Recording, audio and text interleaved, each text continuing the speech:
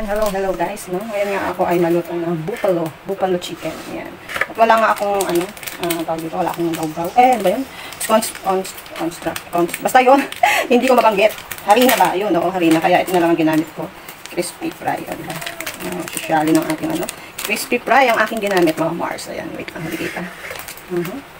Ayan, habang ako ay magkukot ng chicken, ay nagpapainit na ako ng, ayan, papainit na ako para mabilis, no? At ito, tinuyo ko nga pala yung yung manok. Sinala ko siya, mga Mars, para malaglag ang kanyang tubig ba. Ayan. Dahil nga, ayan. At kailangan ko na maglagay ng Mars, ng mantika sa kawali. Wait lang. Ayan na nga, mga Mars, no? At dahil nga medyo mainit na yung ating tubig, ay ikukut na natin yung ating chicken. Diba? Coat na. Agad-agad na yan, i-coat. Tapos, syempre, taktakan natin ng very light, no? At maano kasi, tag dito, ayan,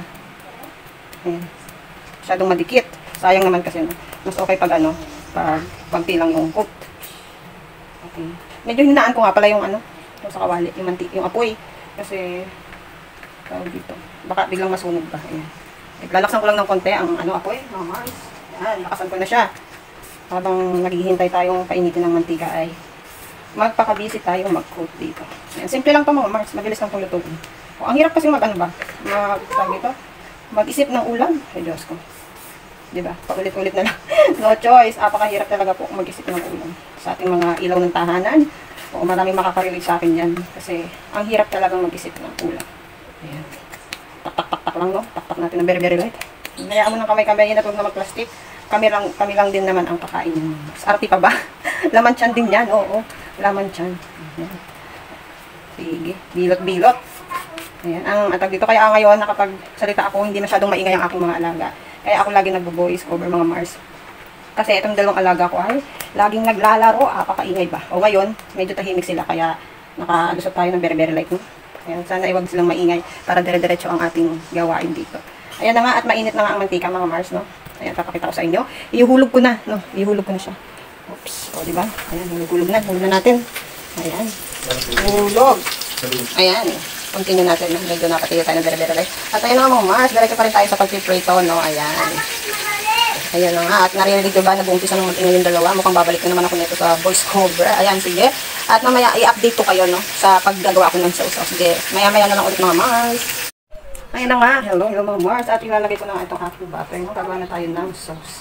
Sauce na bukaw. So, parang medyo malakas yung apoy ko. Hinaan ko lang, mga Mars, ang aking apoy. At medyo malakas. Ayan, medyo malakas yan. Ayan, at syempre lalagyan natin yan ng tomato sauce. Ayan, ayan po ang mga lahok niya, mga Mars. Lalagyan natin siya ng tomato sauce. Wait lang guys, na. At inaano ko pa itong tomato sauce. Ayan. Ayan guys. Ayan. Habang tinutunaw natin, no? At ito na yung tomato sauce na guys. At medyo konti. Ay, tumatay ko na yung apoy.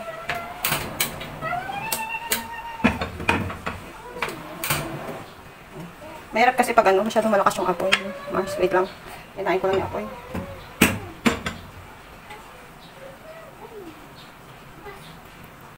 At ayan na nga, mga Mars, no? Binilisan ko na nga ng very light at medyo nakakainip na nga. Ayan, at nilagyan ko yan ng konting tubig, paprika, ketchup, at saka ng asukal. O, mga Mars, kasi may mga bata akong kasama.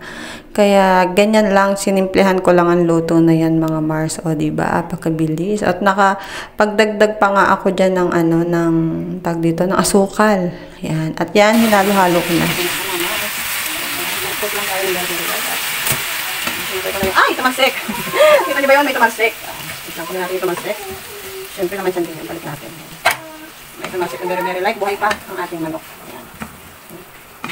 Ayan na, mga Mars, ang ating nilutong bukal pa. So yummy! Okay na siya. Tapos nakalin na natin siya sa isang malinis na lagayan. Wait lang. Ayan nga, at tapos na nga ako magluto. Ayan na ang aking buffalo chicken. O, diba, panglutong lang para sa mga bata.